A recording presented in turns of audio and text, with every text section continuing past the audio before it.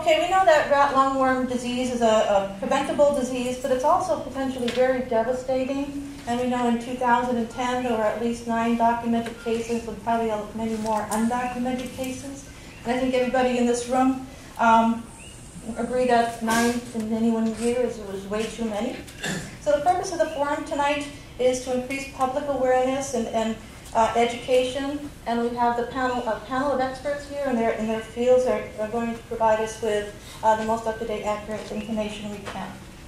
And the one point I would like to make is that we're not alone here in Hawaii. Rat lungworm disease is a global disease.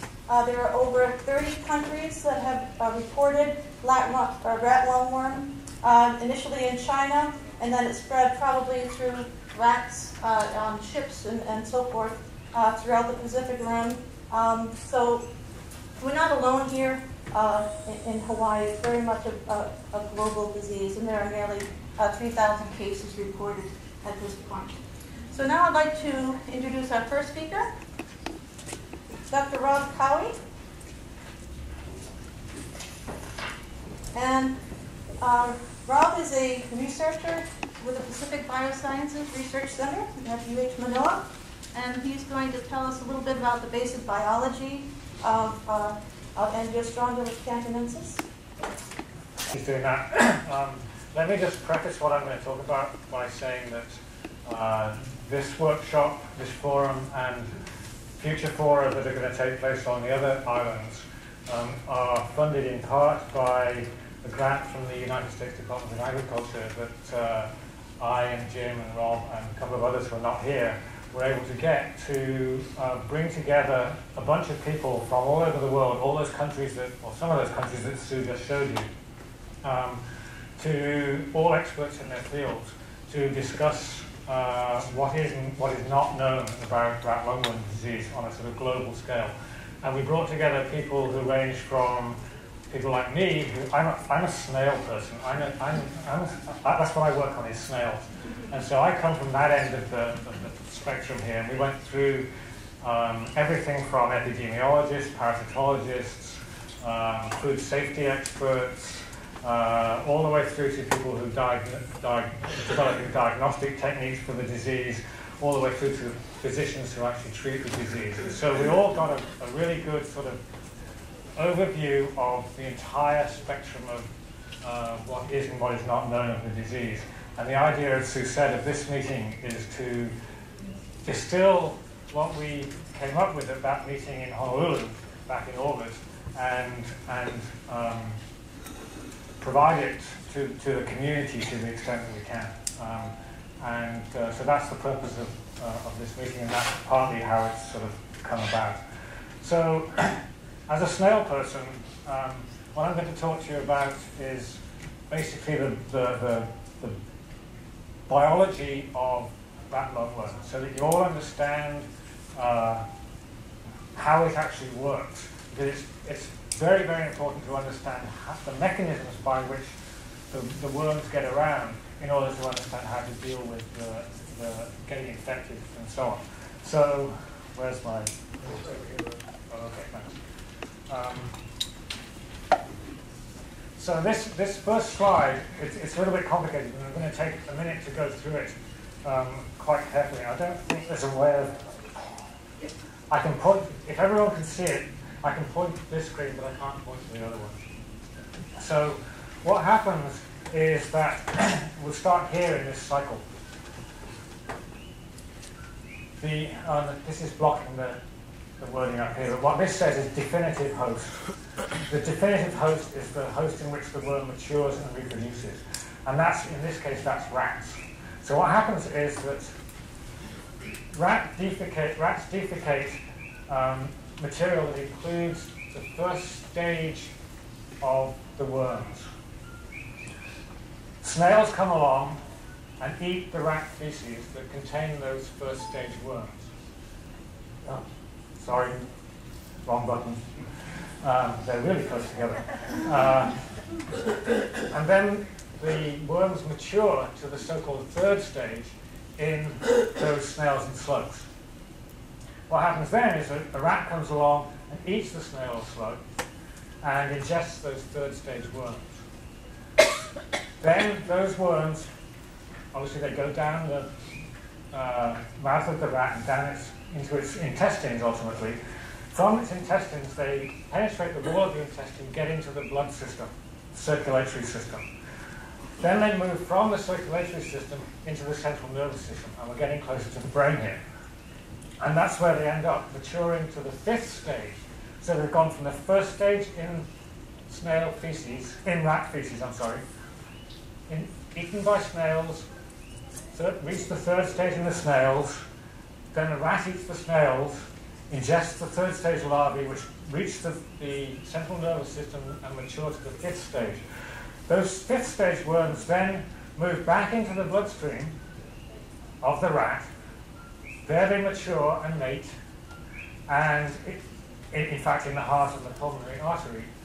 And the females lay their eggs there, and those eggs are just washed through the circulatory system from the pulmonary artery into the alveoli of the lungs. What happens then is that they hatch there into brand new first stage worms. And those worms work their way up the windpipe and get swallowed back down the gut of the rat, defecated out the back end, and the cycle starts again with snails eating first stage worms. So you've gone all the way through the cycle. And this is the natural cycle in the wild. This is how they've evolved to be. It's complicated and it's sort of horrible, but there it is. That's how it works. Now, this whole thing takes about 45 days. The only sort of real variable on that is this stage here. Because when the snail eats the first stage worms, the worms mature at the natural rate, but if the snail is not eaten by a rat, then the worms just stop there at the third stage until they get eaten by a rat or until the snail dies. So this stage here can be longer or shorter. So you can add however long you like. Oops, done it again. You can add however long you like to this 45 days sort of minimum for this cycle to take place. That's in the rat. And this is what it looks like inside the rat's brain. These worms, these are adult worms in a rat's brain. Here's one here. That's about maybe 1.25 inches long. Just think about that. Think about that. Okay, this is what happens. This is how we get infected. So the same thing happens. Rats defecate feces with first stage worms. The worms are the feces are eaten by snails and slugs. The worms mature to the third stage in the snails and slugs. But then, instead of a rat eating the snail or the slug, someone else eats the snail. So I didn't actually eat it.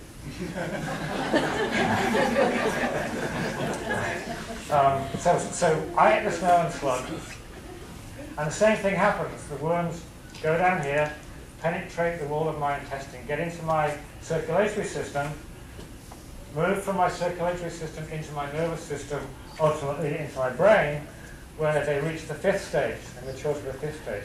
But my brain's different from a rat's, thank God. And they can't find their way out. And so they die there.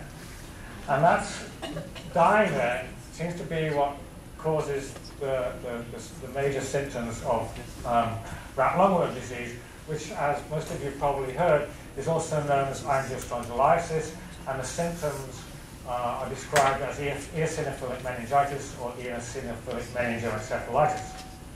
Okay, so that's the cycle. It's not a cycle because it's not complete in humans. Very similar to the rat, but it stops at the fifth stage in your brain, and that's what causes the problem. So, unfortunately, the thing is covering the first word there, but that word is paratenic. Don't need to worry about that. But there are other kinds of hosts, other than the definitive hosts, which are the rats, the intermediate hosts, which are the and I should have mentioned this before, intermediate hosts are the snails and slugs, and accidental hosts are things like us who eat them by mistake and the cycle cannot go through. I keep doing the wrong things. The paratenic hosts are other organisms that can get infected by eating rat feces, for instance, or by eating an infected snail or slug with worms at either first stage, second stage, or third stage. But the larvae, in that case, do not mature. They don't move from one stage to the next. They just stay put in these paratenic hosts, and that's that. But what can happen is that if something, you or I, for instance, eats one of these so-called paratenic hosts, we can get infected through eating these as well. So there's a whole bunch of things there, and I'll come back to that towards the end of my presentation in terms of the sort of local context. Okay, so you've all heard that perhaps the most sort of worrying snail or slug is this so-called semi-slug, which is seems to be most heavily implicated in spread of the disease, particularly on this island. And Rob Hollingsworth is going to talk a little bit more about that, I think. But what we've done, one of my graduate students has done, in fact, has been to screen a whole bunch of other snails and slugs that we've collected here in Hawaii from across the state. We've sampled from, done it again. And it turns out that of the 16 on this slide, all but 3 of them, these 3 here, did carry rat lungworm. So it's not just the semi-slug, it's all sorts of snails and slugs. And the fact that these did not carry them doesn't mean that they cannot. It just means that we haven't managed to pick up a snail or slug that didn't at that time carry the rat lungworm. Because other studies have shown that at least this species can indeed carry rat lungworm. This one here, you might know, this is the apple snail that is the big taro pest in Hawaii. This one, yeah, it carries rat lungworm, so not a good idea to eat that, at least if it's not cooked, and I'll come back to that. So we've done this survey. We've covered all the islands quite extensively. We could probably do more intensive surveying in this area, for sure. We haven't got the money for that. But what we've shown is, these are really close together. What we've shown is that the red dots are where we've detected rat lungworm in snails and slugs. The yellow dots we did not detect. So rat lungworm is on all the islands. In Hawaii, you can just see a red dot. Oahu, Molokai, none found yet on the Lanai, but we've done very little surveying there. So that's not to say that it doesn't exist there. Okay, how do you get it? And what are the relative risks of the different pathways by which you can get it? Obviously, if you eat snails and slugs intentionally, raw snails and slugs, then you stand a really good chance of getting sick. And just as a little bit of additional information, the first case in Brazil, which was in 2007, was two guys got drunk and they saw a big slug crawling around, and one said to the other, "I dare you to eat it." I said, "No, I'll only eat it if you eat it." And so they cut it in half. They both ate it, and they both got really sick. And there's also been a recent case in Hawaii, just last year, I think. There was actually a guy in the military. He was up in, I think, Schofield, up in the mountains somewhere, camping overnight with his mates. And they saw this big giant African snail, and the one guy said to this guy, "I dare you to eat it." And he said, "How much?" $200. And so he said, "All right, I'll eat it." And so a few days later, maybe a week later, he felt this really bad headache, and he wasn't feeling at all well. He went into Tripler, and the doctor there happened to know about this disease. A lot of doctors don't, as you know. He did happen to know, and he thought, he asked the guy, "You've been hanging around with snails, you've been messing around with snails." And the guy said, No. And then, so he treated him as if he did have rat lungworm disease. sent him away, he came back even worse, and the doctor began to sort of build a rapport with this guy, and eventually the guy said, you sure you never played around or touched or with snails? Said, well, actually, we did play around with some snails the other day up in the mountains. Eventually, the guy admitted, yeah, I ate one. I mean, he ate it raw, and he got really sick. The doctor says, well, okay, did you claim the debt? He said, yeah, I got the $200. Was it worth it? Hell no. So anyway, that's just a little anecdote. So the point is, this is an apple snail. I work on apple snails as well, that's how I have them in the lab. Undercooked or raw apple snails are actually a delicacy in Hawaii. I know that some people eat them, I mean in Thailand. I know that some people eat apple snails in Hawaii, although I think mostly they get them cooked. But it's important that even though you cook them, that you cook them thoroughly. So, that's eating raw snails deliberately. You can eat raw snails accidentally through the sort of debris associated with preparing them for cooking. This is a picture of us in Brazil a few years ago. We were eating apple snails here. But this lady who cooked these snails prepared them out in the Amazon forest on this wooden board. And you can see there's all sorts of junk here, probably bits of snail. And you can imagine if she got those on her fingers, licked her fingers or whatever, you know, it's a problem. So you have to be careful in this kind of situation. If you're preparing snails, and maybe some of you do eat snails, if you're preparing them, make sure that you thoroughly wash your hands of any uncooked debris from the preparation of the snails. This is the mechanism by which most people feel that people are getting infected here in Hawaii. And this is through eating snails or slugs unintentionally associated with vegetables or other produce. So the snails are uncooked, you don't realize you're eating them. These things can be really, really tiny. So, for instance, the semi-slug that Rob's going to talk about, a baby one of those may only be, a newly hatched one, for instance, may only be about 1/4 of an inch at most long.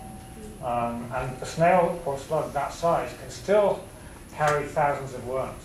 These worms are minute at the first stage. So it's very important to make sure that you do not have even these tiny, tiny baby snails and slugs in your produce. So washing them carefully is the key to that. Some people have suggested that you can get infected through eating slime. People have demonstrated that snails do shed worms in their slime trails. So even if you wash the snail off the produce, there still may be a bit of slime trail left on the lettuce leaf, for instance.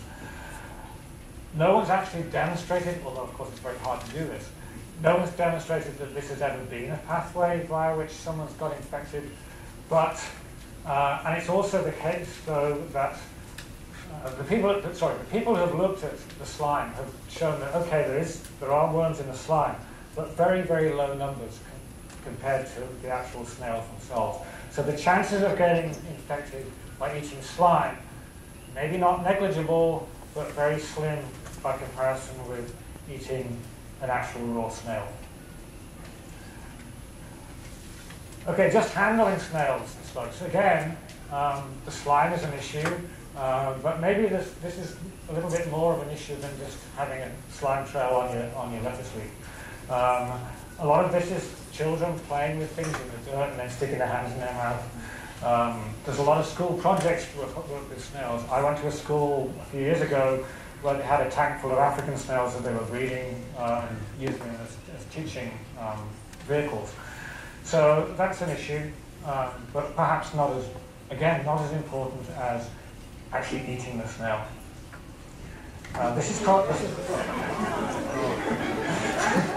Whoa. This is not a good idea. The world record for the number of snails on your face. Okay. I knew that would be the last one, but it's not a good idea, obviously. Some people have suggested that contaminated drinking water could be a source of infection. Okay, there's two things that come up here.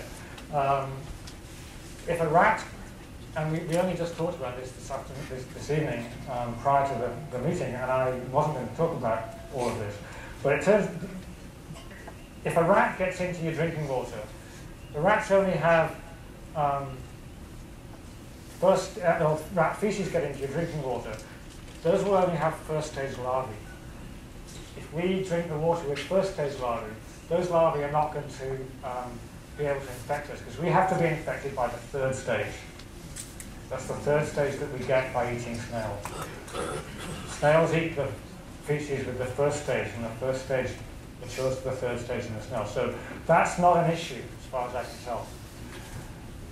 A more likely issue is that if snails and slugs contaminate your drinking water, die in the drinking water, release the worms into the drinking water, that's possibly a mechanism by which you could get infected. However, one snail in a tank this size is going to have such a huge dilution effect in terms of the numbers of worms that you actually ingest, that probably this is a not very important mechanism for getting seriously infected.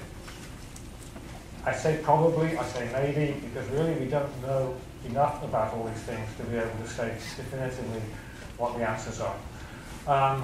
Remember I talked about so-called paratenic hosts. These are these other things that eat snails and slugs and then get infected by, and then get the worms from eating the snails and slugs. But the worms do not mature in these organisms. In various places in the Pacific, land crabs, shrimp, prawns, so on, have been detected as carrying the worms. And these are things that people eat. Similarly, here, these things are called flatworms. There's no sort of, I'm not sure how to describe them in terms of sort of lay language, but they're a special kind of worm. We do have them here in Hawaii, and some of these prey on snails. So it's probably not a good idea to eat these. And again, these can probably be found in or on your produce, perhaps in a bunch of lettuce. So it's important that you make sure that there's none of these kinds of worms in the produce. Now, no one's actually tested this in Hawaii. No one's actually looked at any of these paratenic hosts to find out whether they really do carry worms or not. So that's something we just don't know. The assumption is that they can. Some people have suggested that we could become infected through an open wound. Theoretically, this is possible. No one's ever shown a case where this has happened. And so my guess is that probably it's a very unlikely pathway of becoming infected. But again, we don't really know enough. So the upshot of all this is that we think that the severity of the disease, the severity of the symptoms, is related to the dosage of worms that you ingest. What we don't know is how many worms it takes to cause, in your brain, to cause really serious symptoms. Neither do we know how many worms you need to ingest in order that some get to your brain. Is it ingest 10,000 worms for one to get to your brain, or is it ingest 10,000 worms and 9,999 get to your brain? We do not know that. And so it's knowledge about the dosage rate is very, very poor, and the whole thing is not well understood. So, to sum all that up, basically the most sure way of getting infected is by eating a raw snail or slug. So, that's the greatest risk. So, the key is to thoroughly cook it. Thoroughly cooking the snail or slug will kill the worms and result in no possibility of infection. If you only cook it partially, then you've got a problem. So really thorough cooking of snails is important. Obviously, if you accidentally eat an infected snail slug, the chances of getting infected are, again, just as serious. So those two are clearly the most important mechanisms by which it can become infected. These other mechanisms, the slime, the drinking water, open wounds, maybe not so much. And I put a slide in there for questions, but as Sue said, we're going to have questions at the end. However, this website, which I can give to anyone, and maybe Sue can give it to people afterwards, is the website of the workshop that took place in August in Honolulu, and it has PDFs of all the 30 or so presentations, ranging from my own presentations, of which these are some, this is a summary, all the way through to the presentations by Rob, Jim, Marlena, Kay, and everyone else, including the physicians who treated the disease in patients, and so on. There's about 30 presentations, and it's available. It's a huge resource of information. And on that note, I will finish.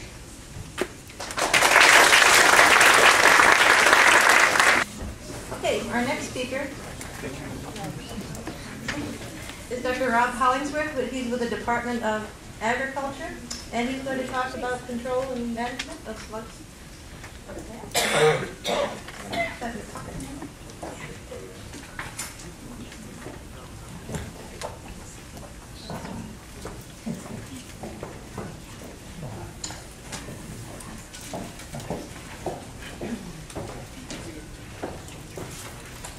Thank you, Sue.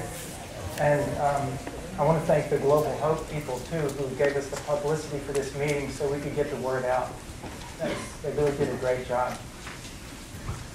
So I'm going to be talking about control and management of slugs and snails, which carry the rat lungworm disease. And I'll mention a few of the species that we have here in Hawaii, which are high risk.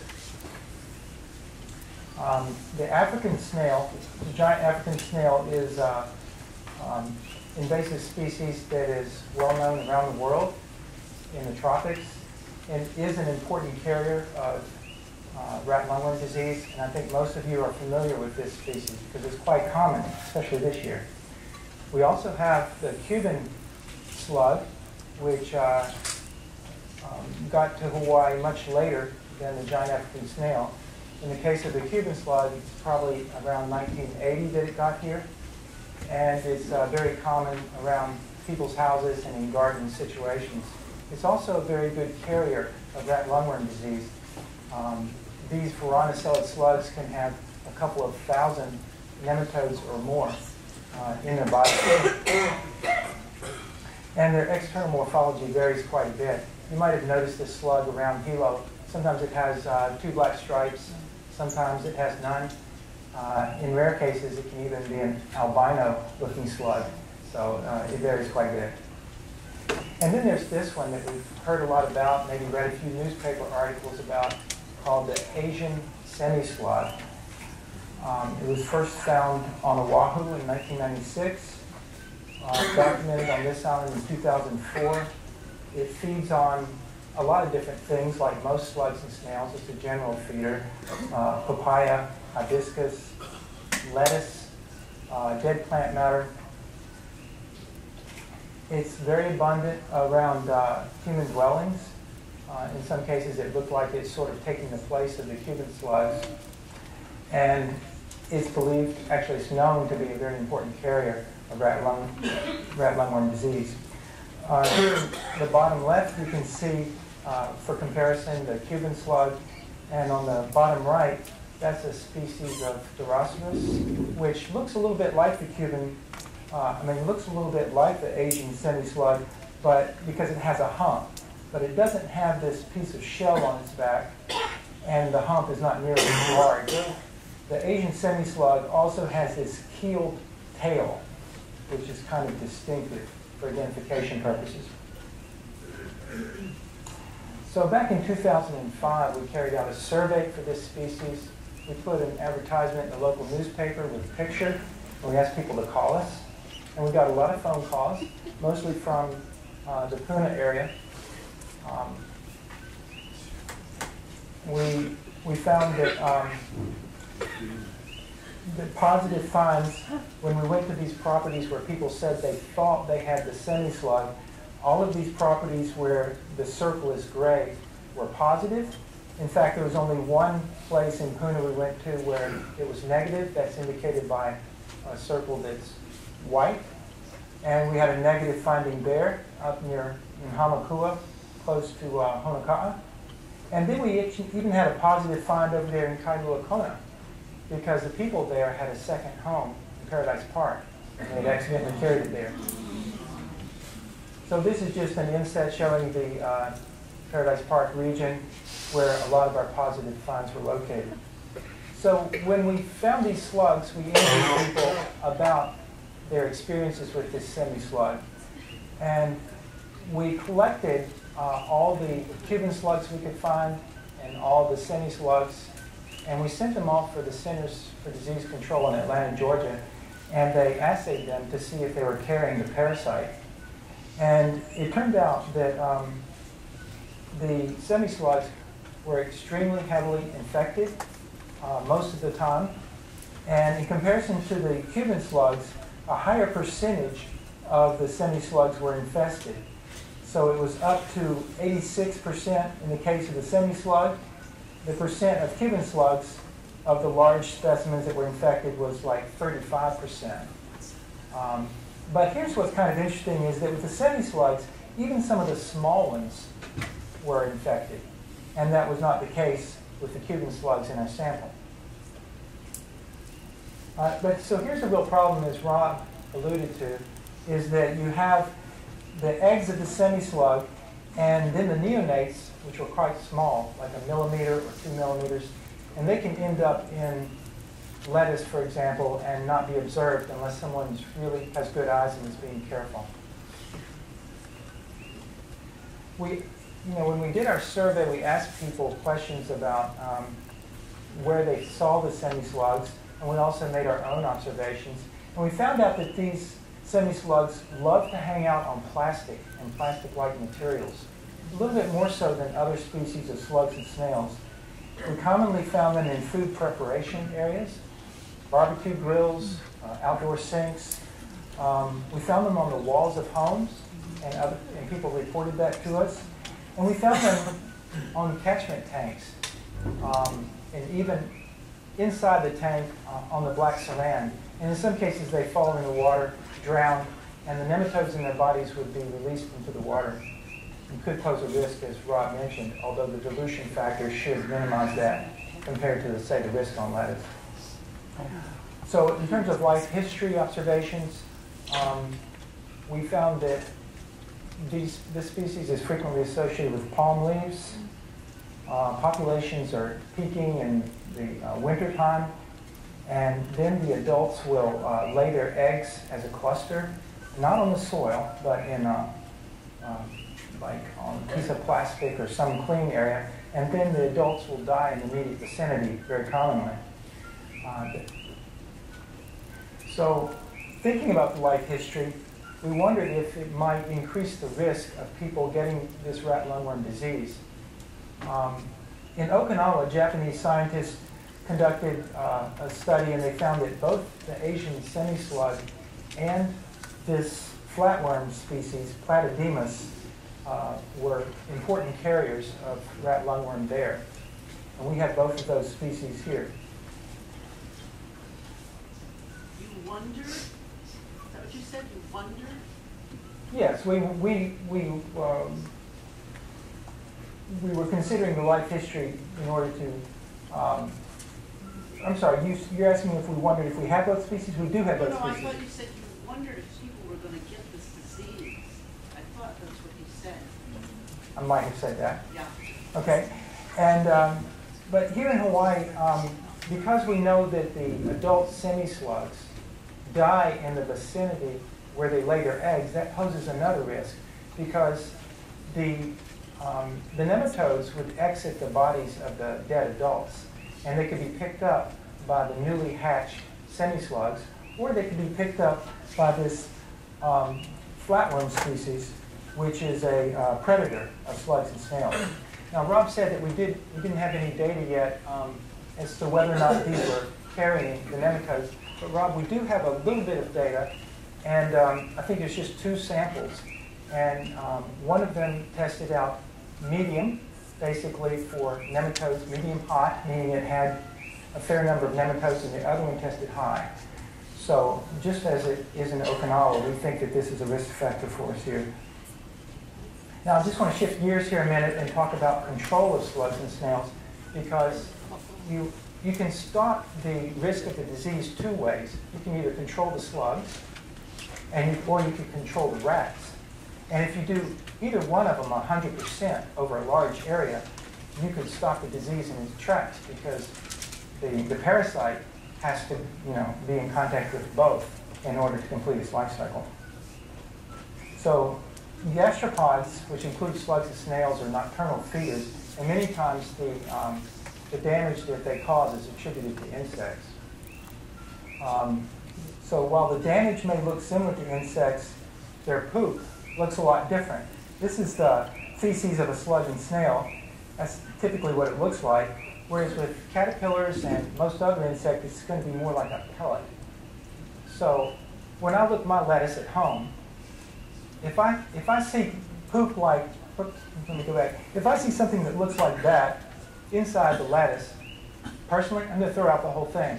Because even though I could wash it, I just prefer not to deal with that risk. But if I see caterpillar poop, I happen to be an entomologist, I'm pretty good at recognizing caterpillar poop.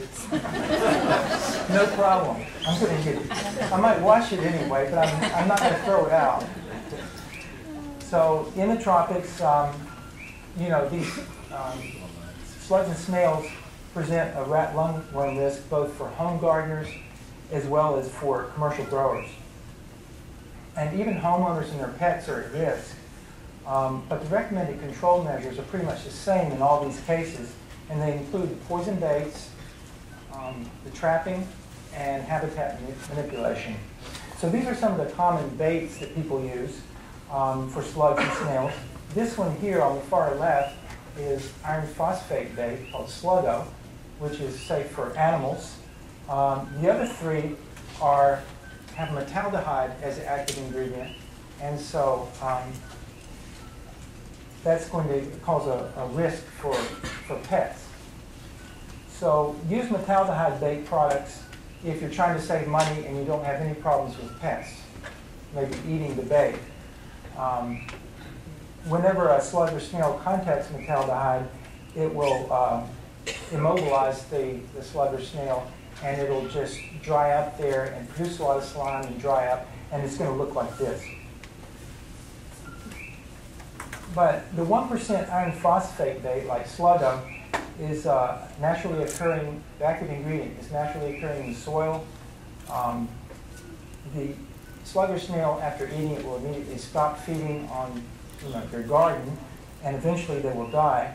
But the main advantage is it's safer for domesticated animals. The disadvantage is it costs more, and in some cases, efficacy is less. If you look on the internet for natural control methods for slugs and snails, you'll see a lot of different things that are recommended. Some of them work, some of them don't. Like, for example, I've tested diatomaceous earth, and in my test with snails, it didn't work at all. But watering less often is good advice. Copper bands do repel to some degree. Some snails and slugs will run the gauntlet. Beer traps are frequently recommended, and that's the one that gets the most internet interest, I think. Beer traps. Maybe it's because people are just so interested in beer themselves. A lot of people complain that they don't want to waste the beer. And so I think that this kind of trap is for really those people who either have some beer that was given to them that they don't like, or maybe they just, they're really dedicated to their gardens. But it is a lot of work, and it takes a lot of traps, and you have to keep servicing the traps very frequently to make that work. So I think some of the most useful methods for controlling slugs and snails are these: to limit the number of moist hiding places and breeding places. For example, remove rocks, concrete blocks, boards, things that they hide under. Or, alternatively, do just the opposite. Put those things out there in your garden, but check them every day, turn them over, get the slugs and snails, pick them up with gloved hand, not your bare hand, and put them in soapy water to kill them, and eliminate them that way. That's a very good technique. And just make the environment drier if you can do that without hurting your production of your garden. Improve drainage and remove food sources. Slugs and snails like to eat like dried up leaves. They like to eat leftover vegetable matter, so that works as well. And with that, I'll turn it over to the next speaker.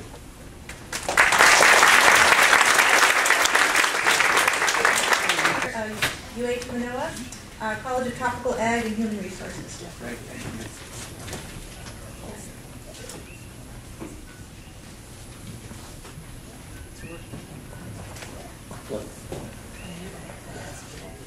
Are we good? Oh, thank you, Marlena. So, you guys have scared me. Thank you very much. One of the things that Rob didn't mention out of this conference that we had in August was there were way more questions than answers. I mean, in fact, we probably have 100 things that we don't know about. So at the end of the night, you're going to ask questions of us, and we're just going to simply not know.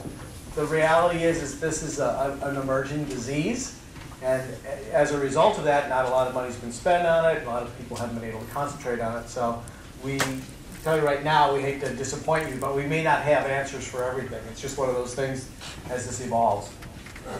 A lot of what both the gentlemen have talked about and Marlena will talk about is in this publication I have right here in my hand. And if you want one of these at the end of the night, you can have one. If you can only just take one as opposed to a handful, that'd be great, because these are in a limited supply. But this is pretty much our current information on rat lungworm, and also some of the things that Rob talked about, Rob too, and I'll talk about right now. So I'm going to talk about the commercial aspect of this. I'm a food safety coach. It's a person who goes on people's farms and helps them understand where their risk factors are.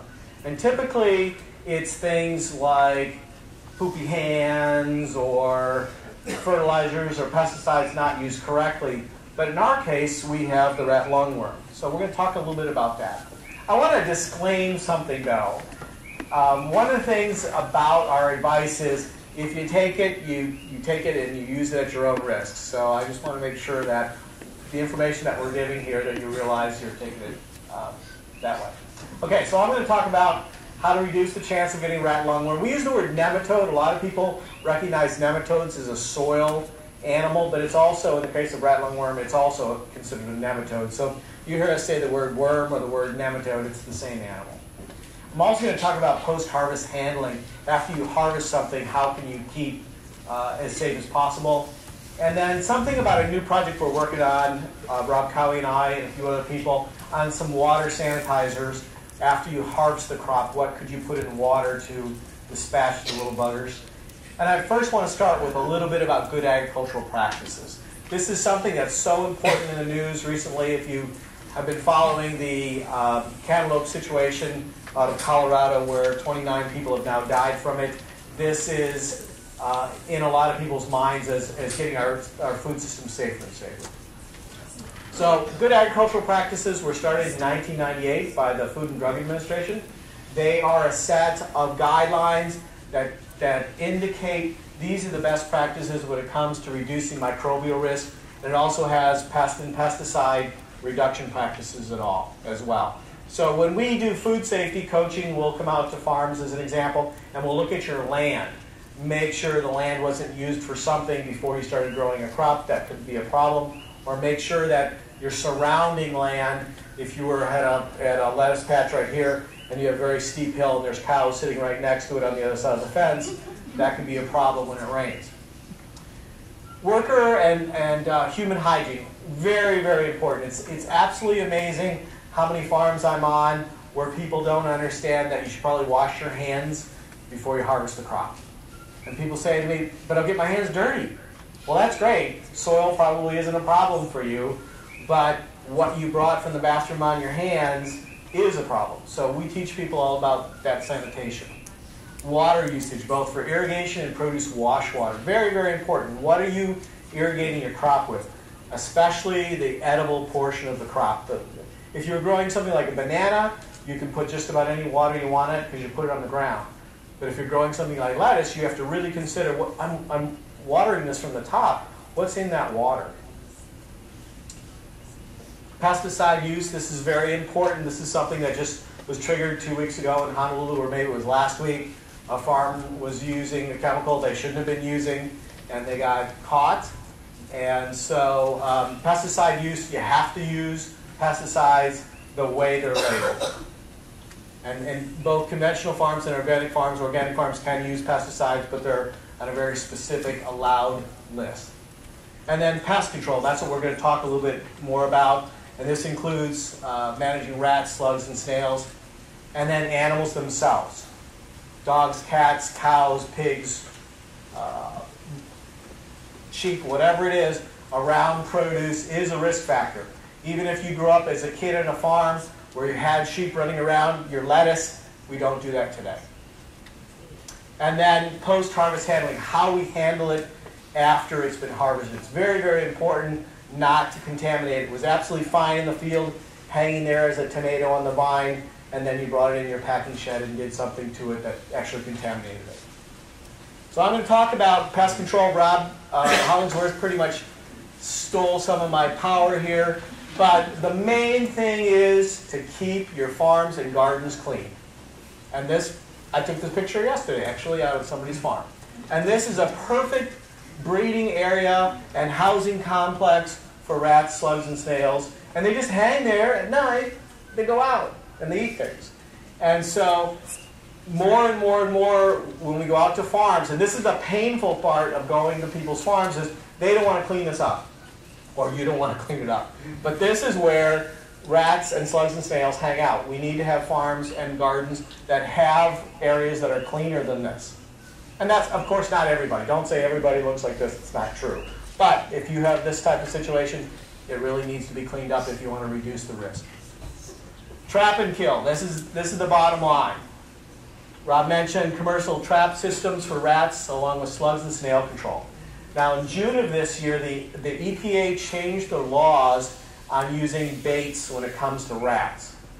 Before, you could go to the hardware store and get a bucket of bait, peanut butter bait, and put it out for rats. You no longer can do that because kids and animals were hurt by this. And now EPA requires, if you're going to use that type of trap, that it's a sealed trap, one-time use only trap. There's no more, I'm going to buy this bait and just put it out. Now, some of this still may be available in hardware stores, but going forward, supposedly none of this stuff is supposed to be available unless you're a pesticide applicator. Second thing is collect the slugs and snails when you're wearing gloves and tongs. Very important. Rob Cowie mentioned this stuff. You know, it may not go through your skin, but if you touch your mouth, especially if you're with children, children are always putting their hands in their mouth. You want to pick them up with tongs and gloves. Put them in a plastic bag, put them in the trash, or put them in soapy water, and then wash your hands a lot. Okay, so we don't want to be touching our faces after we went out and did a slug harvest. Now, a lot of farms, not a lot, well, a number of farms will have ducks on them, and you will say, well, this is a perfect example of how I can just use nature to clean up slugs and snails. And that makes a lot of sense on the front end of the duck. But ducks have two sides, the happy end and the trumpet end. So in one way, we might be saying, this is great, we got a duck here cleaning up our slugs and snails. But on the other end, we might be actually applying salmonella onto a crop. So think about this very carefully. If you're using ducks on your farm or chickens or things of that nature, it sounds good, it may not be the best thing. Okay. Harvest carefully. This is very, very important, especially in the areas where it's really wet here, because the slugs and snails can get wedged down into something like, taller lettuces. They can go down there and hang out. And you saw Rob Hollingsworth almost clear baby slugs. You can barely see them. And when you're harvesting a whole lot and you're taking it down to the farmer's market or taking it to give to your friends, you're not paying attention, and you need to watch what you harvest. Don't harvest produce with damaged slime, slugs, or snails on them. Oh, we'll just wash it off later. No, don't harvest it. Harvest the good things, leave the things that have the damage, rogue them out later or rogue them out first, wash your hands and go back in. But don't be mixing them and saying, oh, I'll wash them off later. Absolutely do not do that. And then don't assume that you can wash off the slime, or for that matter, any of the pathogens that are on there. Now, this is something that's only been discovered in the last couple of years, is this thing called a biofilm. So salmonella can put a little covering over itself, and you can wash it with chlorine all you want to, and it still will be stable until somebody bites it and eats it. So be very, very careful about, oh, I'll just wash this stuff off. Oh, yeah, the chicken just pooed on the lettuce or whatever it is, and I'll just wash it off. No, don't harvest it. Don't even think you're going to wash it off, because you may not. When you are harvesting, and especially if it's for your home garden, obviously if you tear it apart and you try to sell it at a store, it's kind of rough. But pull some of this apart and take a look at some of this if you have slugs and snails in your garden, to make sure that they're not hiding. And obviously use potable water. People who, and Trish McCumber's back here, she's my colleague, she's the water woman. If you ever want to learn about water tanks, the young lady back there has got it. You need to wash produce off in potable water. Washing it off in tank water, sometimes some of this tank water isn't all that clean. Whether it's got rat lungworm is almost irrelevant. It could have other things in the water. So be very, very careful when you're rinsing off your product. Hopefully it's done in potable water. And then lastly, using a water sanitizer. There's a number of products on the market that could be used.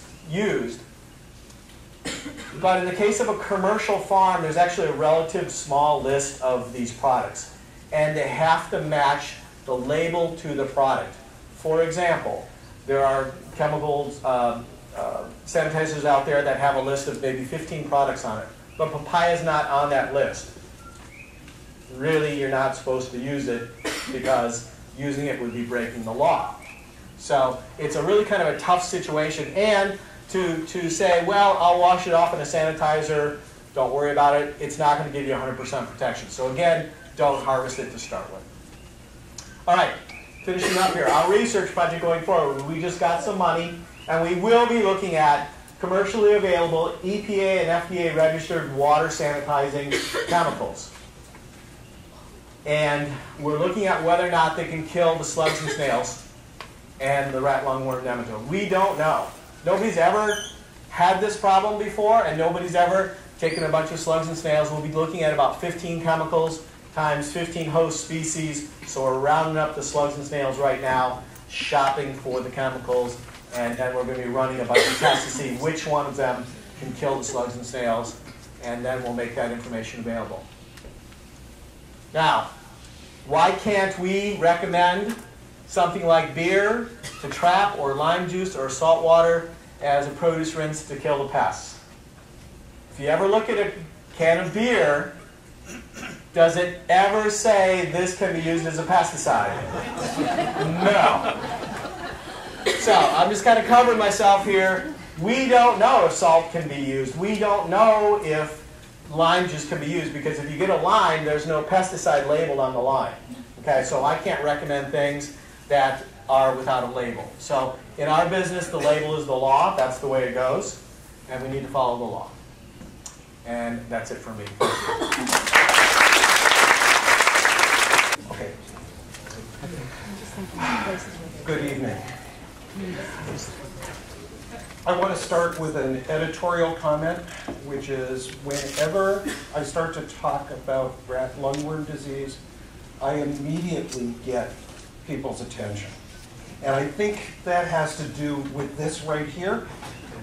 If you were to purposely design a disease that touches all our fundamental fears and ick factors, okay, you couldn't come up with something more repulsive than rat lungworm disease. It's got rats, okay, it's got worms, it's got slugs. Some people like slugs, I can understand that. But in a very primordial way, most of us find them yucky. So you've already had the background. It's a primary disease of rats, secondary disease of snails, you've seen the life cycle, you've learned, okay, that this disease is for the most part an accident, barring the few people who have a few beers and get into the dare situations. We aren't intended to be in this picture. There's the life cycle. You've already seen that. I won't go over that. But if you accidentally get in the way, okay, you eat contaminated produce, you have a tequila and a slug, or this happens, then what happens next? Okay? You ingest the larvae, they go into your intestinal tract, okay, where they have to get into your body, and the way they do this is by burrowing through the walls of your intestine. Okay?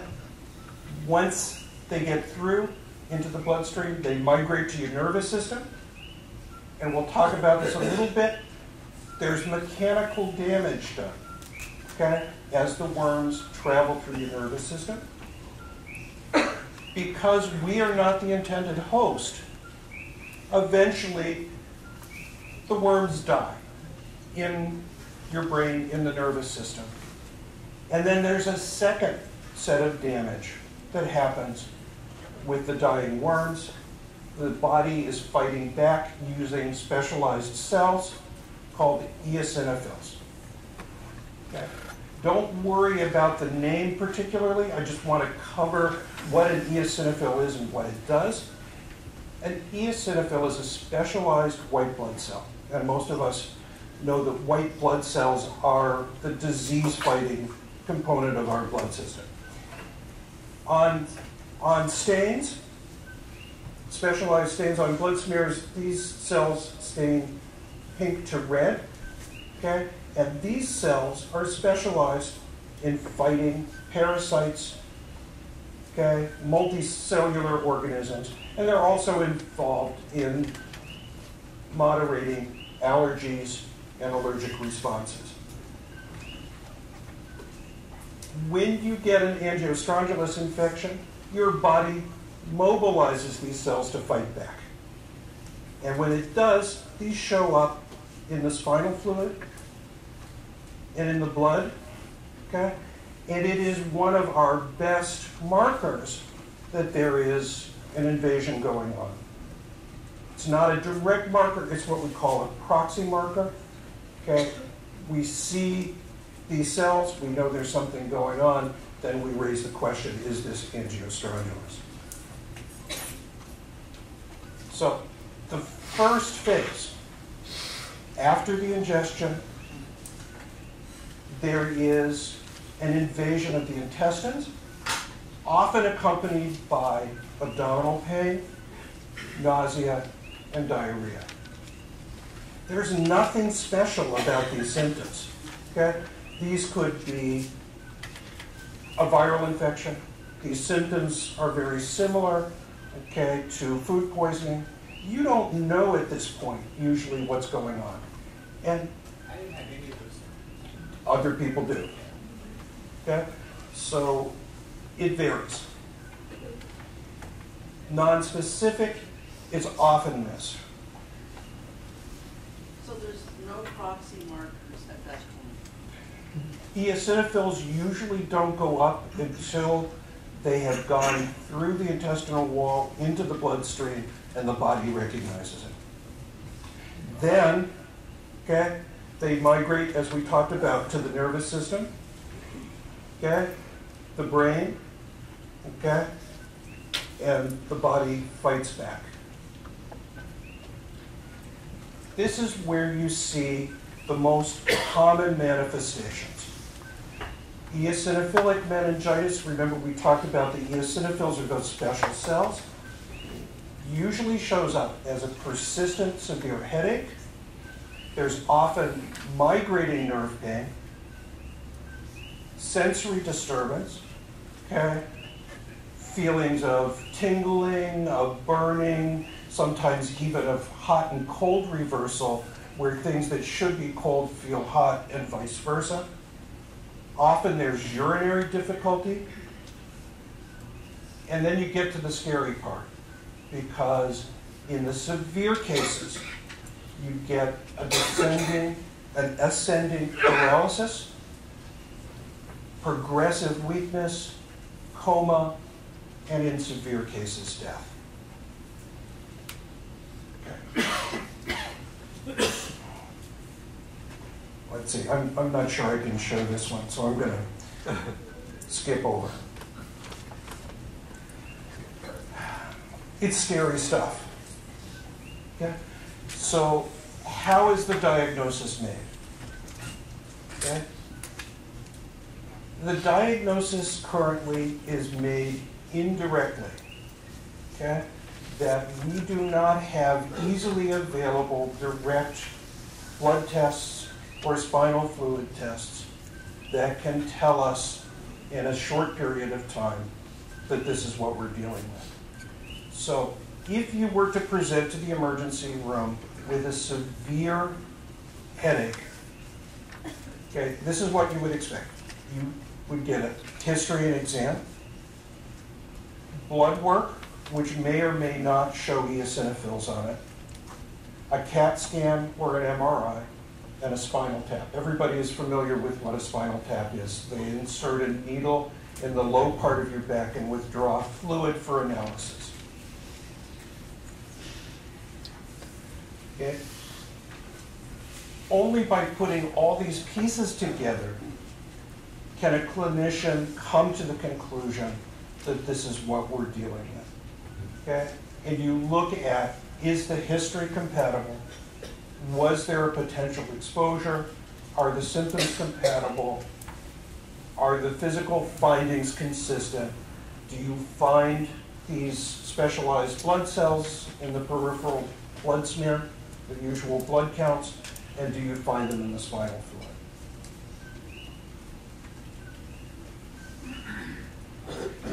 It is rare to find the actual worms in the spinal fluid. Okay? It happens maybe 1 in 10 to 20 cases. We did have a pediatric case recently where the worms were actually present, but I personally have not seen it on any of my cases. The first CAT scan and the first MRIs are usually perfectly normal, okay? And specialized blood tests are usually done only by a few very specialized labs.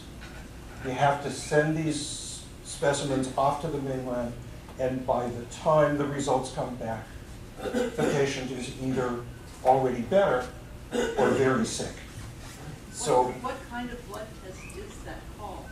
It's called an ELISA test, an enzyme-linked immunosorbent assay, but you have to go looking for the labs. I know that other labs are in the process of development. And I'm sorry, where are you from?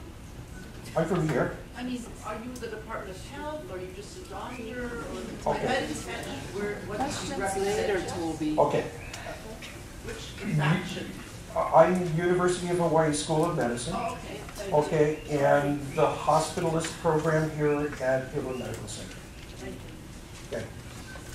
Ma'am, would you hold other questions till the end with everyone else, please? Maybe. That, as you recall, the worms really don't thrive in people. We're an accident. They can't complete their life cycle.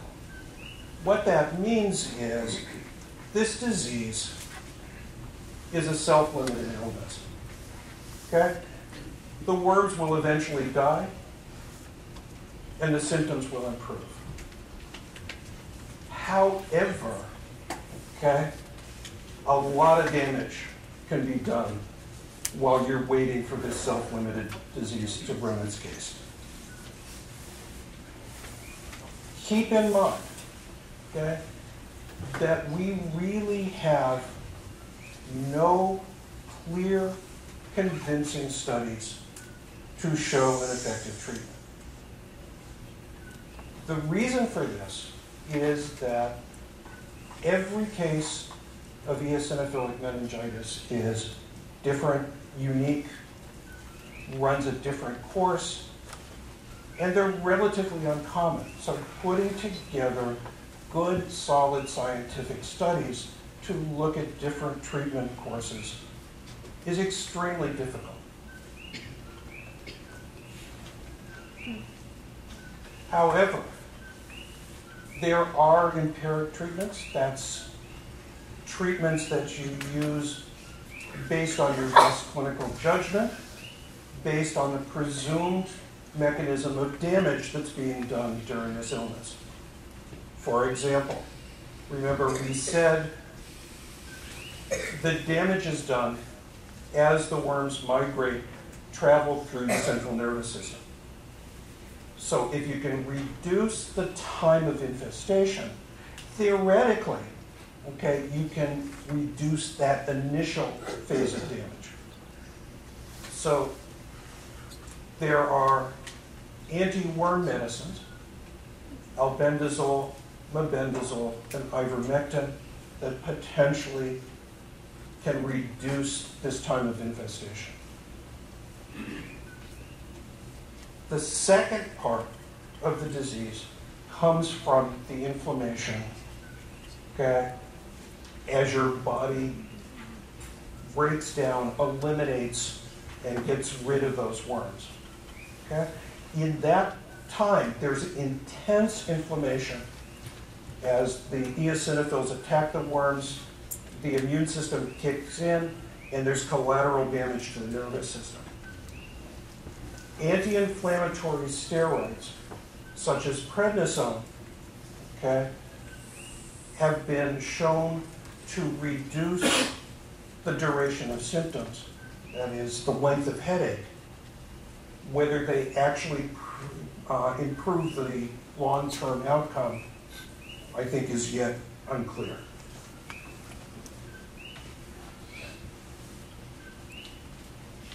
There's always a trade-off. Any treatment has its potential for side effects. For the anti-worm medicines, okay, side effects are usually limited. They're usually minor, okay, that they consist often of gastrointestinal symptoms or mild neurologic symptoms. Okay, in this case, I'm not even sure that you would see this because the patient is already, okay, in neurologic extremis. So I have used these anti-worm medicines multiple times, have never seen serious side effects such as low blood count, bone marrow toxicity, seizure. Okay, they're generally safe. Steroids, anti-inflammatory steroids, okay, common side effects, increased appetite, weight gain, fluid retention, mood changes, insomnia, nervousness, okay. Short-term serious problems are susceptibility to infections, elevated blood sugars, diabetes, and some people, frankly, go nuts on high doses of steroids.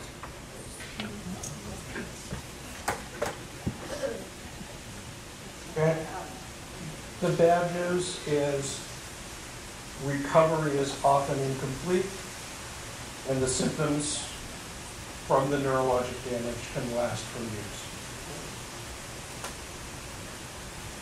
So the question comes up, okay, so that's the treatment, okay, what can you do if you have reason to believe that you had accidentally eaten a snail or contaminated materials, or the next morning after your dare, you go into the emergency room and say, I just ate a slug. What do I do? We don't know, but using mouse models for primary prevention, giving medication, anti-worm medication, after the exposure has not shown to reduce the chance of getting infested. So you're better off avoiding exposure. It's already been covered. I won't go into any detail. And I will make myself available for questions, okay, at the end of the program.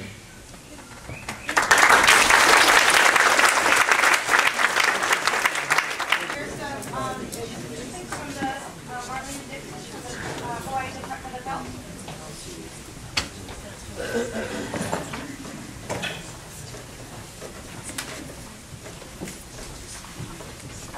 Good evening. I'm Marlena Dixon with the Department of Health Disease Investigation Branch. We've learned a little bit tonight about rat lungworm disease, and I'm going to talk a little bit about the history of the disease in Hawaii and how we collect data and statistics for it. I'll present some statistics for our state and our island specifically, and then I'm going to conclude with some frequently asked questions that we get in the department all the time, and hopefully kind of answer some of your questions before you ask them. So very brief background. A review of the literature actually shows cases as early as 1958 back in Oahu. The Department of Health didn't actually start looking at data and tracking until 2005. And in 2007, we began active surveillance, so tracking cases as they come along. Here's a little chart kind of showing you the numbers that we've had from 2007. And as you see, they're relatively low. So you're looking at numbers like 2 for 2007. 2010 probably saw the most at 9. The interesting thing to note here, though, is that about 90% of these cases took place on our island, on the east side of Hawaii. And this is state data.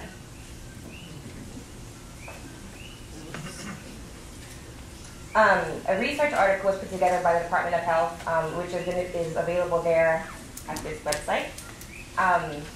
Cases of eosinophilic meningitis from 2001 to 2005 were reviewed. Because we weren't tracking at that time, we weren't sure how many of these cases were actually due to angiostrangulitis or rat lungworm disease. So it was reviewed, and we got our data from 2001 to 2005 from this article. And the other interesting point to note here is this top line is the island of Hawaii, right here. We noticed a spike here in 2004, and what was interesting is, I believe Rob mentioned, that was when we first saw the semi-slug here on the Big Island. Right here, we saw the spike. This photo was taken actually on one of our slug catching expeditions with Rob. This is an example of how small the semi-slugs can be. This is a baby semi-slug on a nickel. That's the actual size there. So as you can see from the side, it's very easy for something like this to be hiding in your produce. Here at the bottom, where you can easily miss it if you're not washing it carefully and looking with glasses on in my case. So after doing this, it kind of led us to kind of discuss, why are we seeing cases here on the Big Island and not other cases? Not other islands, excuse me. As we saw, the parasite exists statewide. So why are we seeing it here? Talk a little bit more about that later. I'm going to move into how we document cases. We classify cases into 2 areas, probable and confirmed. Confirmed cases basically only require visualization of the larvae in the cerebrospinal fluid. It's very rare that we actually see that. In about 30 to 35 cases, I would say maybe 2, we've actually been able to visualize larvae and confirm them. Most of our cases fall under probable.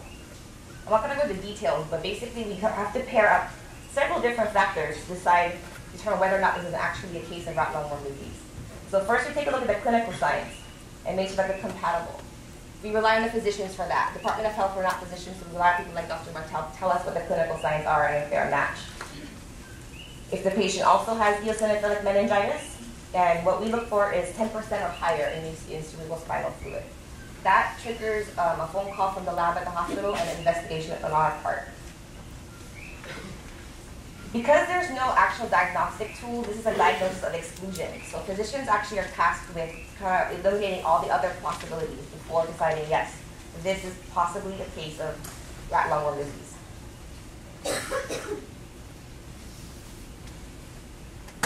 We have a third gray area called suspect cases. These are people who have the symptoms, classic symptoms. They look like they're actually a case. However, no diagnostics have been done. No lumbar puncture, no blood test, nothing diagnostic. So we follow them, we track them in case they pop up later, but they're not actually included in our data. So that's kind of why a lot of our numbers are low. Not everybody wants to go to the ER and get a spinal tap. So a lot of our less severe cases are going to fall under suspect, which is why our numbers are so low. Kind of ranked that really quickly. The presenters ahead of me kind of covered most of my information. Thank you very much. So I am the field investigator for the Department of Health here on the east side. So I am privileged with getting all the phone calls and all the questions. So what I did was I kind of compiled the questions I get most often, and here they are. I get number one almost all the time. Can I send slugs to you from my garden to you for testing? And I get care packages all the time, which I appreciate. I love getting gifts. However, slugs and snails, yeah, our front desk doesn't appreciate that very much. And the answer is no. Because what would it tell you if you sent me a slug and I tested it and it was negative? Is that going to tell you that the rest of your garden is now safe? Not really. So we know that a large majority of mollusks in our state are infected. So sending me from your garden is not really going to tell you any much more than that. It's also intensive on our end. We have to mail it off to CDC for that, to Atlanta. We can't test it here in the state, so it's also very costly. Excuse me. Second question I get a lot is, what do I do if I find a slug in my food at a restaurant? We work with our sanitation branch on that, and they do food safety education classes with all of our restaurants. We're now including a little bit more information about rat lungworm disease now that this is becoming more and more prevalent and more heard of. So if you do find one, please give me a call. My number is listed in the phone book for food poisoning. And we do follow up with the restaurants with sanitation branch, and we make sure that the kitchen that they found one in is following proper washing procedures, etc. And we're actually in the process of updating our food safety guidelines specifically to address this. We hadn't had that before, so it's really nice to have now. Third question down is, what do I do if I accidentally ingest a slug? See your doctor. Let them know you ate one. Let them know that's what you suspect your symptoms are being caused by. I can't tell you if you call me that you got it because you ate one. I can't tell you to vomit or do whatever might be crossing your mind at the time. See your doctor. That's number one. And we'll step in from there. Fourth question down I get a lot is, what are we doing about this problem? Number one, we're collaborating. We're working with the experts all across the state, across the globe right now, to figure out what we can do to minimize exposure to this illness in Hawaii. We have done education campaigns. We've done presentations to lay groups, to garden groups, to schools. Whoever asks for it, we will come out and do it for you. We've done radio interviews. Whatever we've asked to do, we'll kind of try to provide it if we can. Partnerships and collaboration are number one. That's what we're doing right now. Next question is, am I immune to this disease if I've had it before? A lot of people think if they've had it, they can't get it again. Yes, you can be reinfected. So don't, slack off if you think you've already had it, because you can be reinfected again. And the last thing is, how do I know and what should I do if I think I have it? Like I said, see your doctor. Let them know of your exposure. Not all physicians will immediately assume that's what you have, because as you see, a lot of the symptoms are very general. So mention your exposure, mention your symptoms. That might be what you think you have. They will call for assistance if they need it. I think that's all I've got. That's a fact sheet available on the CDC website. Right now the Department of Health is revamping ours to include a specific site for angiostrongyloliasis. So we'll have fact sheets, links to things like this and other research articles. So stay tuned. That's my email address if you'd like me to email you information as it comes.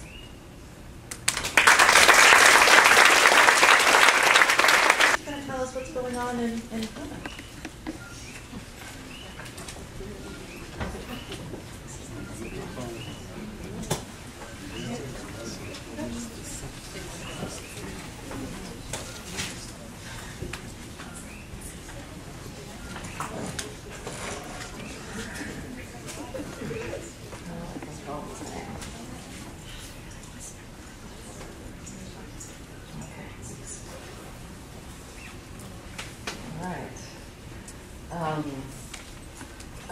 I got involved in this because I'm a biologist and I had a good friend who got the disease, and I had more good friends who got the disease, and it just kept building. And so I do have a background as an academic research biologist, but as in the community I've just been kind of dealing with friends who've had it, basically.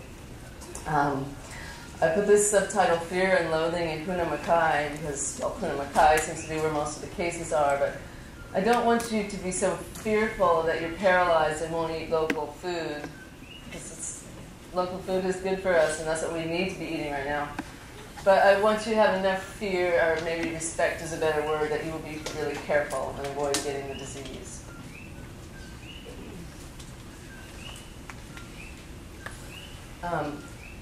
Frequency of the disease is just an unofficial count that I made myself in the community where I live, which is about 10 miles east of Pahoa, community of Cowie and La'a. In that community, 15% of the people who I know, which is 21 out of 137, have had the disease. It's a lot of people. That's a lot of the population. Of those 14%, or 3 of them, have had it twice, which doesn't indicate that the ones who've had it have learned to deal with, to avoid having it again. And then of the 15%, 43% of those still have symptoms years later. One of them I just talked to this morning. 15 years later, he still has weird feelings and pain in his legs.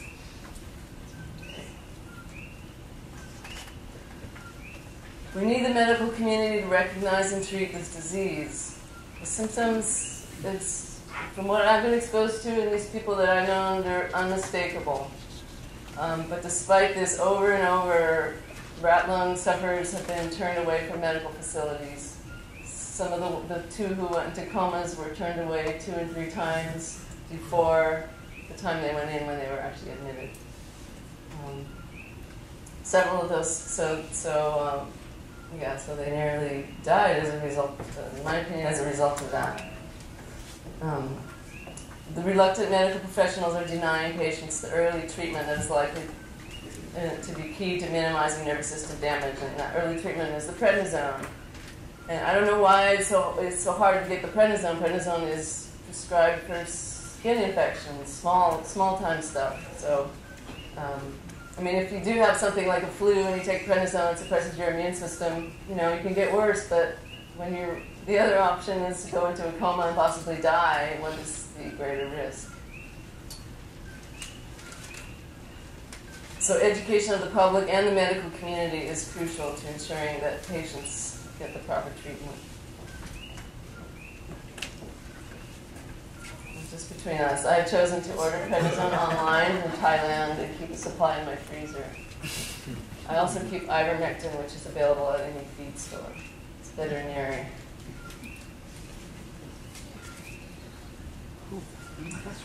So, how to be safe while eating off of the land.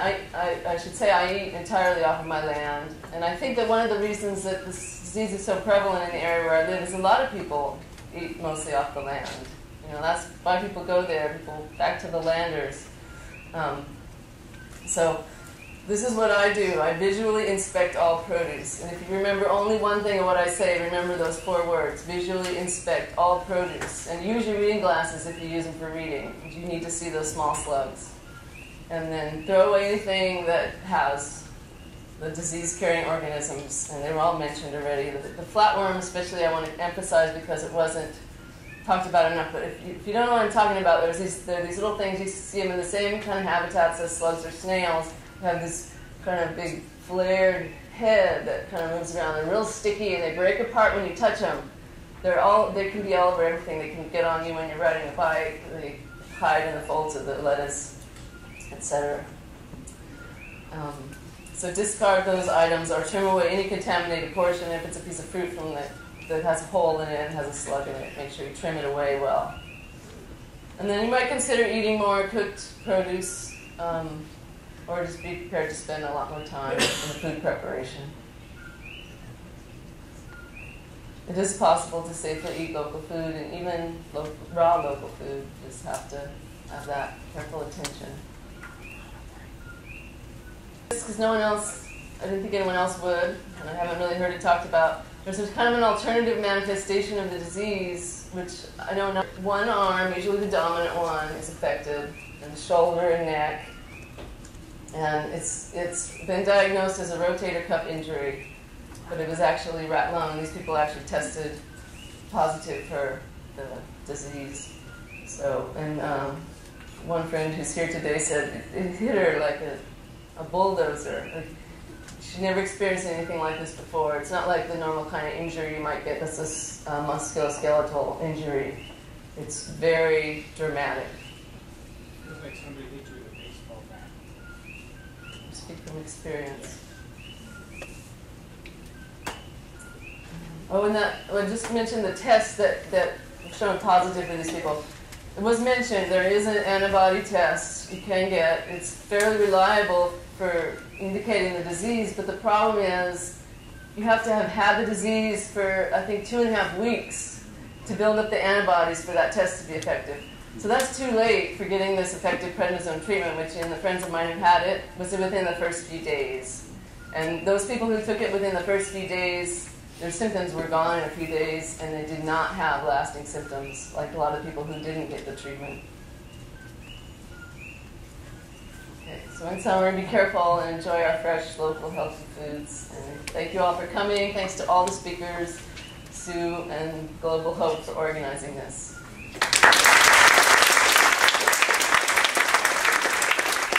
Neurological damage from rat lungworm. Again, her son was infected, and she's speaking from experience. I'm not sure I pushed you. I mean, for the question. Oh, I think it was. Yeah.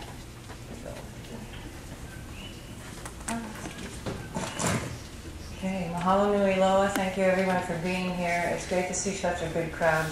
I've probably spent the last 3 years trying to keep anyone else from having to go through what I've gone through. So I really appreciate this. My son was one of those people that did go into a coma. He was not expected to recover. We were given a 0% chance of recovery. The MRI showed worm cracks in his brain. The infectious disease specialist at Queen's Medical Center in Honolulu said he may open his eyes again, but that would be it. I worked pretty hard. I moved into the hospital literally and worked with my son and Dr. Martell. And thank you for being here. It's great to see you again. And I actually have a good story to tell on this one. So we ended up using quite a few, I lost the mic, alternative treatments. And these are actually backed by science, I've found now. A lot of my work comes from doctors who are working with people who are suffering from Parkinson's, Alzheimer's, and degenerative brain disease.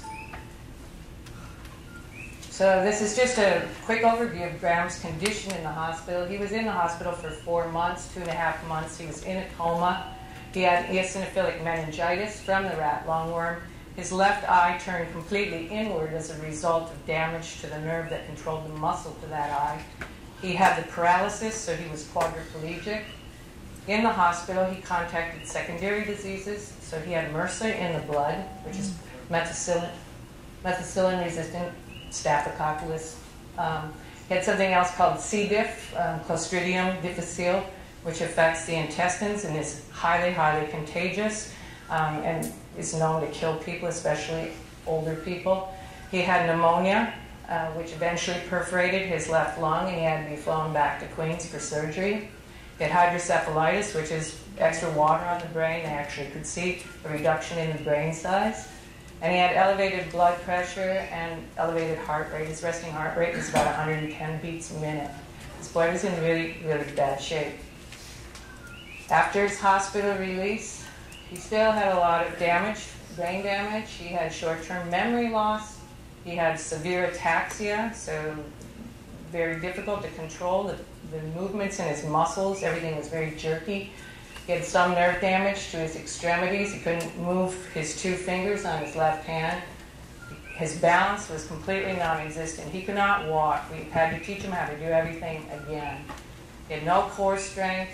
He had double vision because of his eye.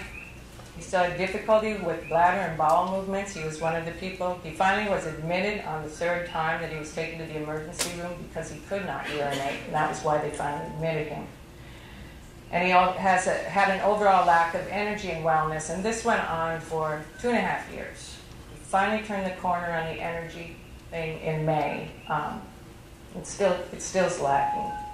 These are the supplements that we were approved to give to him in the hospital. We decided to just pull out all the stops. I come from a background of alternative medicine.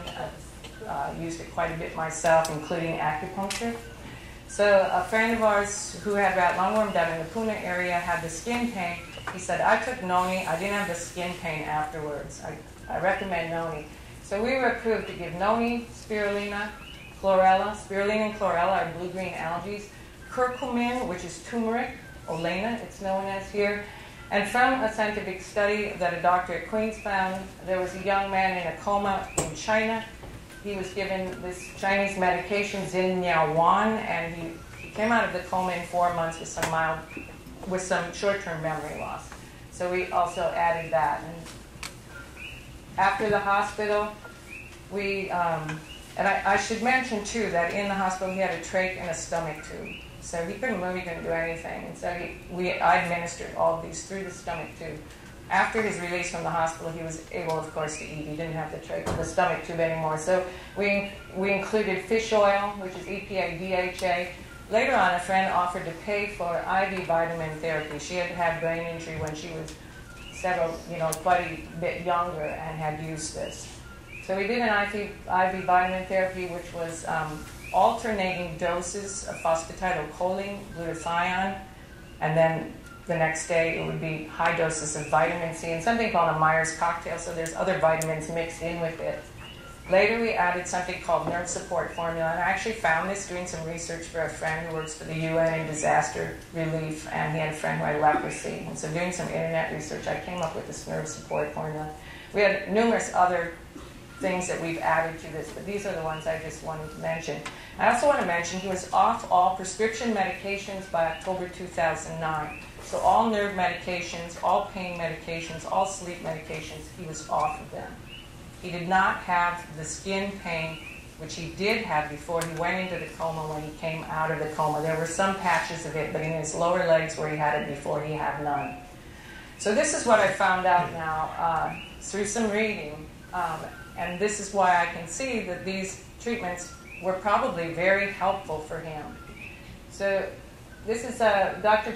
David Perlmutter and Alberto Vivaldo in a book called Power Up Your Brain, The Neuroscience of Enlightenment. And they talk about the plant-based phytonutrients, which include the blue-green algae and turmeric, and how they activate these special pathways, this NRF2 pathway, which then turns on genes that express a lot of things to make the body start to produce anti-inflammatories and antioxidants.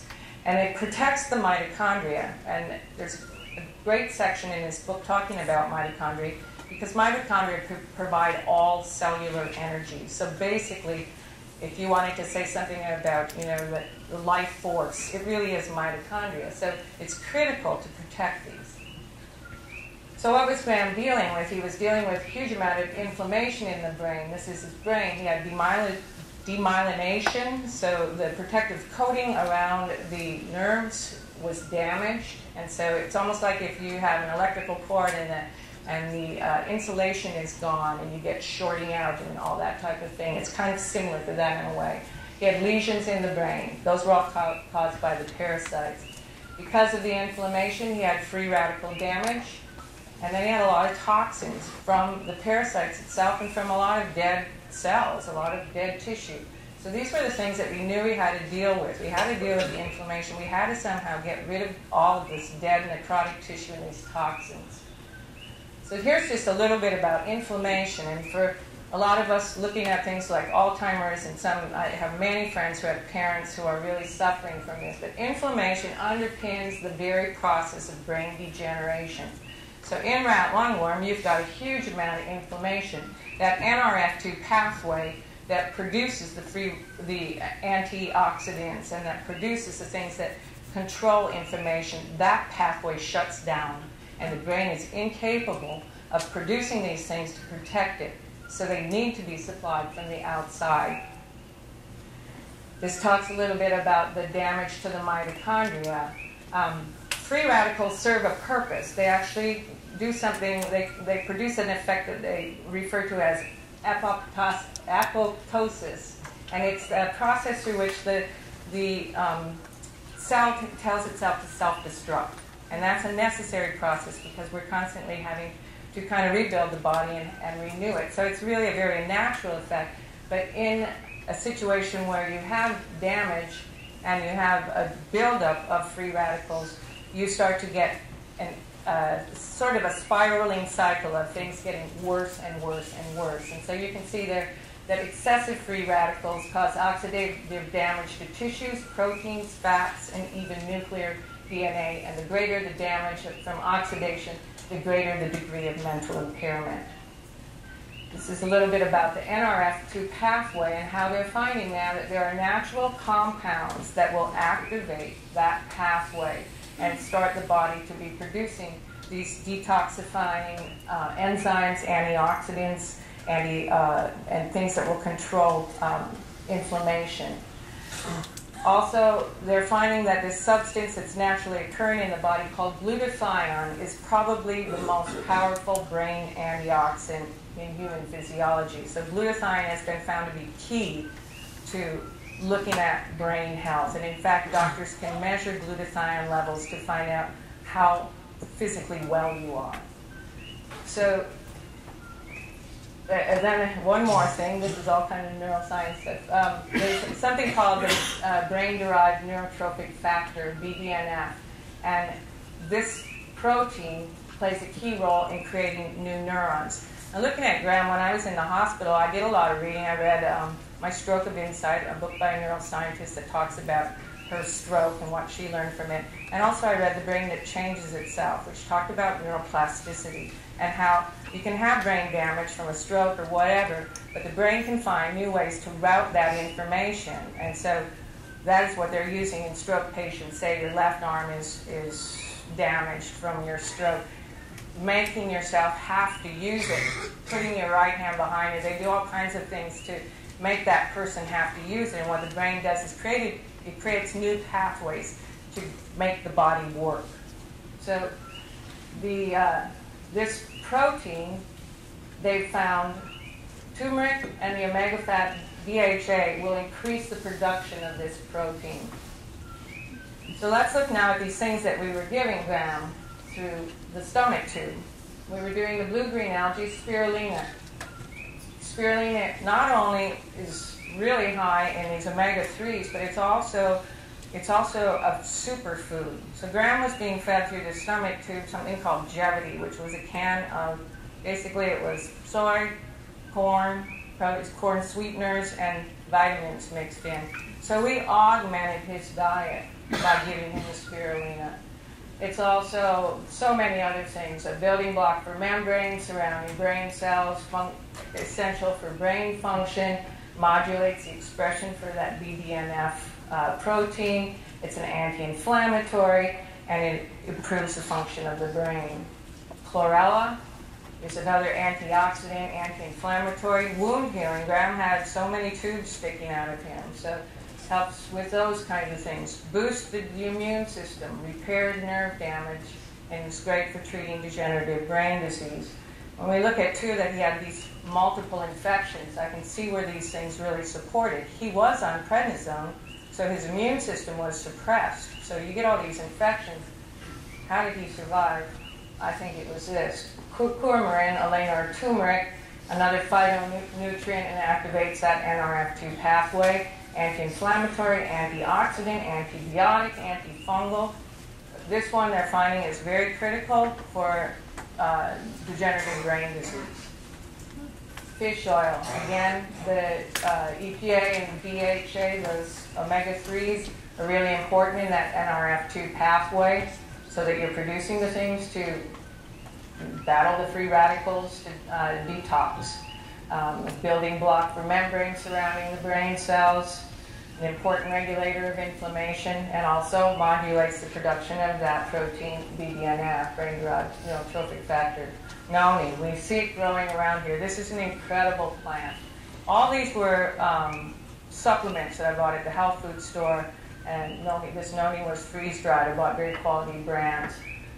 So again, this was really helpful in helping his brain, helping with all of his other infections that he had, the skin condition, and it's interesting to note that not only is a pain reliever that's shown to be 75% as effective as morphine.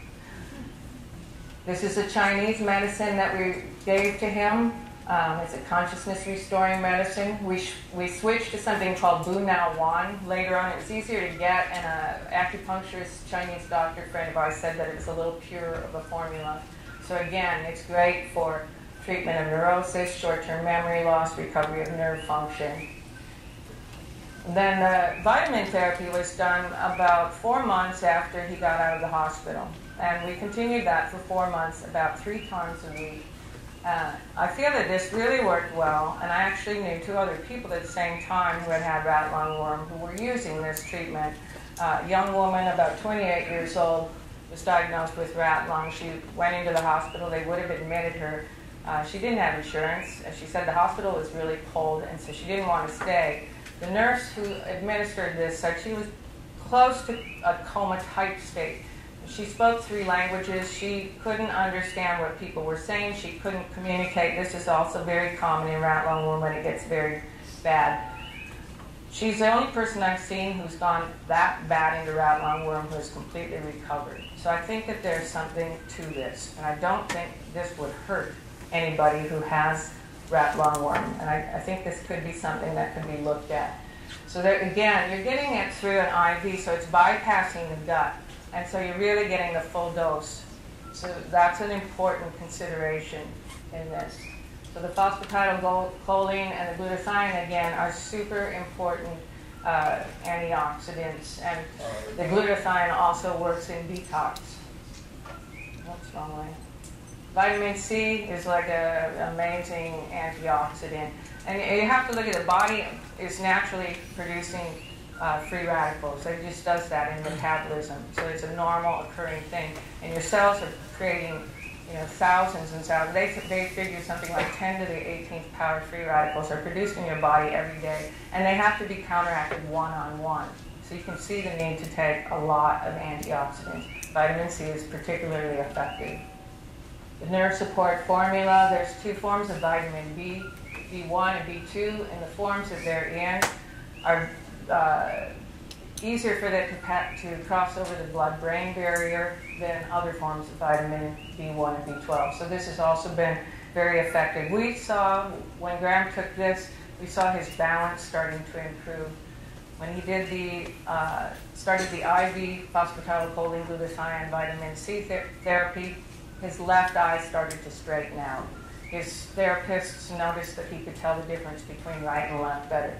So it was not just us that were noticing these things. This was my son, a picture taken of him last year. He's actually now taking some classes, 2 classes at the community college. He can ride his bike. He still has vision issues. He still has balance issues. He still has energy issues. He used to be a surfer. He used to be a skateboarder, very physical, could balance on a ball and walk, and it's not so graceful anymore, to say the least. But the economic costs of rat lungworm. 1, you have the loss of productivity to the individual and possible lifelong disability. I know more than several people who are now completely disabled from this and probably will never be able to work again. The young woman that went into the coma with him, she's still on a ventilator, sits in a wheelchair, and communicates by pointing to words. A young man in Australia, been in touch with his mother for over a year and a half. He's been in the hospital since April of 2010, still on the ventilator. They're trying to wean him off, and they're working on getting him in a standing frame.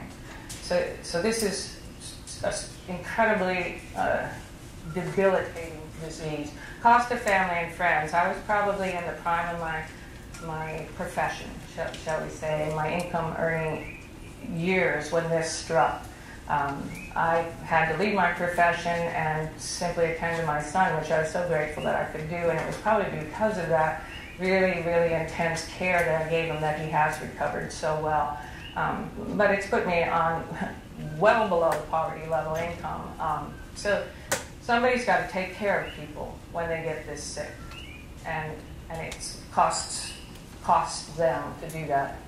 The cost of medication not covered by insurance. None of what we did was covered by insurance, none of it. And I still spend every month close to $200 or more on supplements for him. So yeah, it's expensive when these things are not, you have to pay for them yourself. So many of these things are beyond what anybody who gets this disease can actually afford to do. And the social costs, the cost to insurance companies, the cost to state and federal agencies, then collect Social Security income.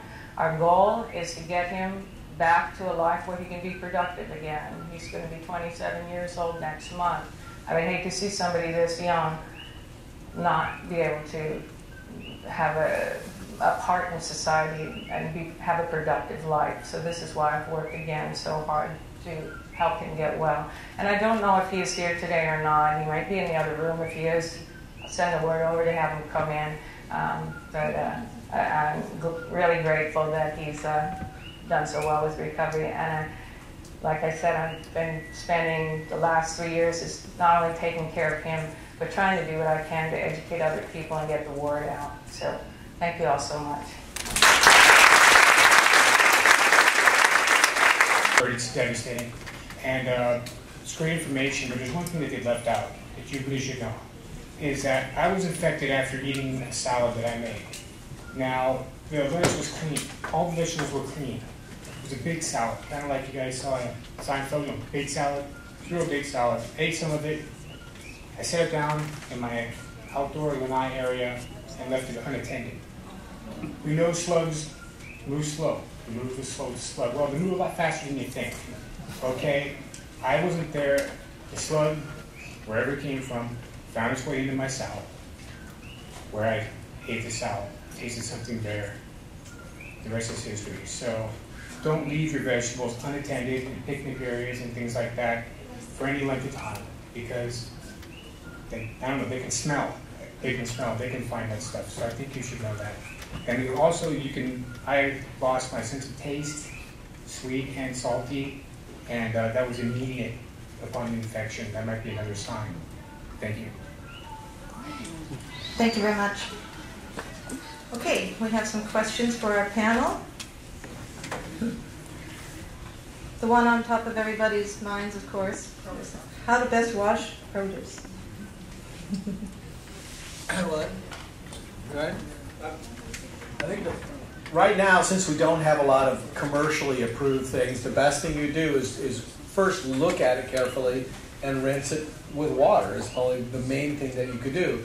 If you feel that something like salt or whatever helps you, then go ahead and do it. We just don't know that the commercial products that are out there would have any effect. This time we just don't know. How does Kay wash your vegetables? Kay, how do you wash your vegetables? I don't eat salad. Actually, I was in Borneo, Indonesia, and it's interesting that there nobody ate raw food. It was all cooked. The only raw food I ever ate was cucumber. I will sometimes eat salad. My sister put in an aquaponics system after Graham got sick.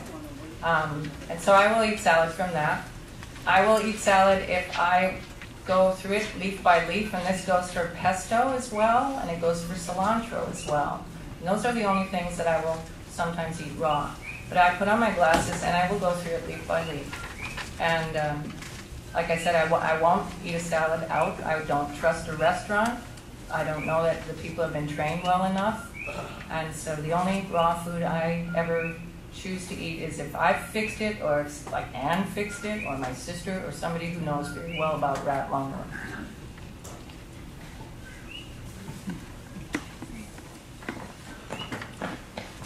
Can I contract rat lungworm from ducks, chickens, eggs, poke, sushi? Any takers?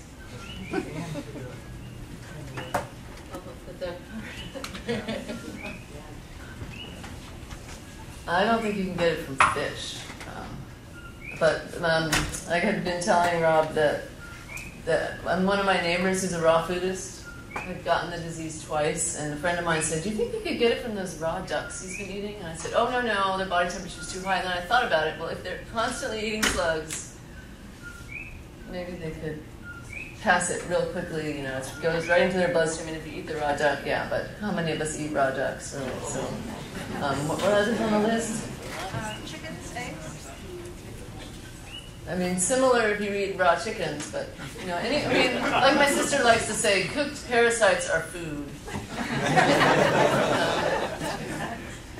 And no, I don't think they could get into the egg, even if you eat it raw. Can rat predators get rat lungworm?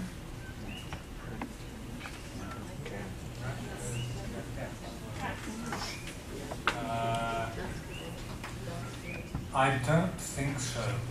Anyone think it would be a snake, right? Cat. Oh, rat predators are cats. So No, because it doesn't have the third stage embodied in that. Unless it's just eating the slug. Well, The third it does it right. It's just eating the slug. That's getting pretty into rat. I Same think. as the duck thing. Okay. Chances are slim in all these cases. chances are slim. Can coqui frogs get rat lungworm?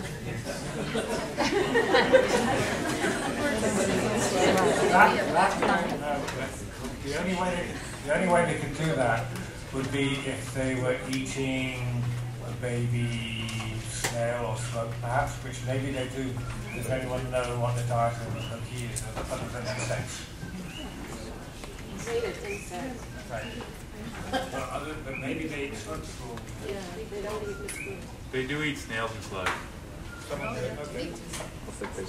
So then it's possible that a coqui could be infected. But then are you going to eat a raw coqui? No, because the stage that will infect humans is the third stage, and the coqui is not duplicating worms. The coqui has the worms in its tissues, not in its gut. Does anybody know why 90% of the rat lungworm cases are on the east side of the Hawaii island? I'd like to address that. I think the answer is we don't know, but there are some hypotheses for why most of the cases of rat lungworm are on the east side of the Big Island. I think that this Asian semi-slug is the best guess for that, because the CDC scientists who studied the slugs that we sent them back in 2004, 2005 were totally amazed at the worm burdens, as they call them, or the parasite loads in those semi-slugs. It was higher than anything they'd ever seen before. And this had also been noted by the Japanese scientists in Okinawa. So it does seem like the semi-slug has been responsible for at least some of the cases that have been documented on the Big Island. And I also mentioned in my talk that there may be a relationship with the life history of this semi-slug, when in the spring of the year it lays its clutches of eggs and then dies in the same vicinity. It's possible that those nematodes are exiting the body of those semi-slugs and then getting picked up by either flatworms or juvenile semi-slugs. So no, we don't know. It needs a lot more research, but that species does seem to be associated with some of the increased cases. I can add a little to that. Much as I showed a slide that had a whole range of snail and slug species that can carry the worm, the species that was most heavily infected was indeed the semi-slug in our screening efforts. It's also interesting correlatively that the semi-slug so far has only been recorded on the Big Island and Oahu, and until recently it was only the Big Island and Oahu that had incidents of the disease. There's been a case on Maui now, I believe. So that's sort of additional evidence suggesting that that's the case. That's not to say you should be blasé about the other species of snails and slugs. Oh, and another point. In our screening of snails and slugs from across the islands, we found that the infected snails and slugs tended to be on the windward, therefore damper sides of the islands. Even though we sampled snails and slugs on the leeward sides, it was on the windward sides that they were infested. So there's some correlation with humidity, dampness, and so on. Maybe to do with levels of activity, abundance of snails and slugs, maybe levels of activity of rats, abundance of rats in those more damp regions. But this is all sort of little snippets of information that just lead us to beginning to get some picture. We're really only beginning to get a picture of how this is distributed around the island and why.